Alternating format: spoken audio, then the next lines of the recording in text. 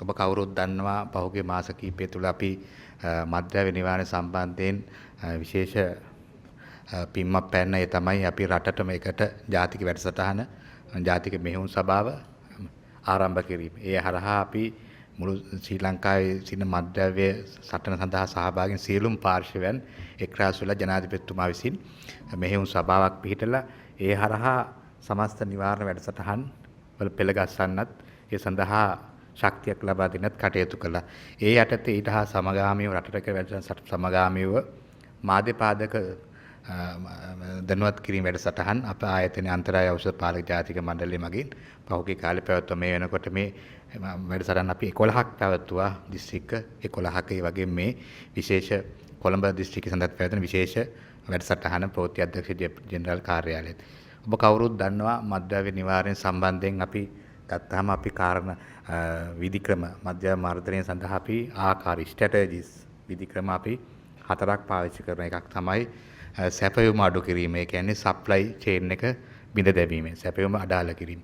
සැපයුම අඩාල කිරීම අපි කවුරුත් දන්නා බොහෝ දෙනා අපේ මේ සඳහා සහභාගී වන්නේ ආරක්ෂක අංශ ශ්‍රී ලංකා පොලිසිය ශ්‍රී ලංකා නාවික හමුදාව ඒ වගේම බෙරළ ආරක්ෂක බලකාය ශ්‍රී ලංකා රේගුව තැපැල් දෙපාර්තමේන්තුව ආදී ආයතන තමයි රට ඇතුළට එන මත්ද්‍රව්‍ය නැවැත්වීම සඳහා කටයුතු කරන්නේ. ඒ වගේම තමයි මත්ද්‍රව්‍ය සම්බන්ධයෙන් ඉල්ලුම අඩු කිරීමත් එක් ක්‍රමයක්. අපි සැපයුම අඩු කරනවා වගේම ඊට සාපේක්ෂව මේ සඳහා ඉල්ලුම අඩු කරන්න ඕනේ. ඉල්ලුම අඩු කිරීම සඳහා තිබෙන ආයතන වලින් ප්‍රධානම ආයතනයක් තමයි අන්තරාය ඖෂධ පාලක ජාතික මණ්ඩලය. ඒ හරහා අපි කරන වැඩසටහන් මොනවද කියන එක ඔබ හමුවේ කරුණු දැක්වීම තමයි මේ වැඩසටහන අපි සංවිධානය කරේ. මේ වර්ෂයේ අවසාන වැඩසටහනක් වශයෙන් මෙහි මා හිතන අපේ සියලු මාංශ ක්‍රියාකාරීත්වය පිළිබඳව ඔබට දැනුවත් කිරීමක් ලබා දෙන්න බලාපොරොත්තු වෙනවා. ඒ වගේම තමයි මත්ද්‍රව්‍ය නිවාරණයේ ආය වැදගත් කාරණයක් තමයි coordination and cooperation. ඒ කියන්නේ අන්තර්ජාතික සහ ජාතික වශයෙන් සම්බන්ධීකරණ සියලුම පාර්ශව එකතු වෙලා මේ තනියක මේක මත්ද්‍රව්‍ය කියන විශාල ජාවාරමක් ජාත්‍යන්තර ජාවාරමක් ඒ සඳහා ඊට එරෙහිව වැඩ කිරීම සඳහා අපිට අනිවාර්යයෙන්ම අවශ්‍ය වෙන කාරණය තමයි ඒ අදාළ ජාල කඩා බිඳ දැමීම සඳහා අන්තර්ජාතික සම්බන්ධතාව වගේම ජාතික වශයෙන් උත් සියලු ආයතන පාර්ශ්ව එකතු කරගන්න. ඒ අවසාන වශයෙන් අවසාන විධික්‍රමය තමයි දැන් මේ මත්ද්‍රව්‍ය සම්බන්ධයෙන් අපි සැපයුම අඩු කරනවා. ඒ වගේම මත්ද්‍රව්‍ය ලෝලින් අඩු කරන්න අපි අධ්‍යාපන කටයුතු කරනවා. ඒ වගේම පුනරුත්ථාපන කරනවා. නමුත් මේ පුද්ගලයා නැවතත් එන්නේ මේ සමාජයටම. මේ සමාජයේ සමාජය තුළ නැවතත් ආයෙ හැදීමේ risk factors නැත්නම් අනුතරදායක කාරණා තියෙනවා. ඉතින් ඒ නැති කරන්න ඕනේ. ඒ සඳහා සමාජ සංවර්ධනය සහ සෞඛ්‍ය නගා සිටීම යන කාරණා හතරම අපි සාකච්ඡා කරන්න ඕනේ. ඉතින් අපි මෙම ආයතනයේ නැත්නම් අන්තරාය ඖෂධ පාලක ජාතික මණ්ඩලය 1984 අංක 11 දන පාර්ලිමේන්තු පනතෙන් අපි ස්ථාපිත කරන මෙම ආයතනයේ ප්‍රධාන කාර්යභාරය තමයි මත්ද්‍රව්‍ය සම්බන්ධයෙන් ඉල්ලුම අඩු කිරීම කර ගැනීම. එහිදී අපි මතක් කරන්න ඕනේ මේ සඳහා අපි අංශ 7ක් පවන අපේ ආයතනයේ තියෙන ඒ සියලු අංශවල සහකාර අධ්‍යක්ෂවරු මෙතන පැමිණ තිබෙනවා.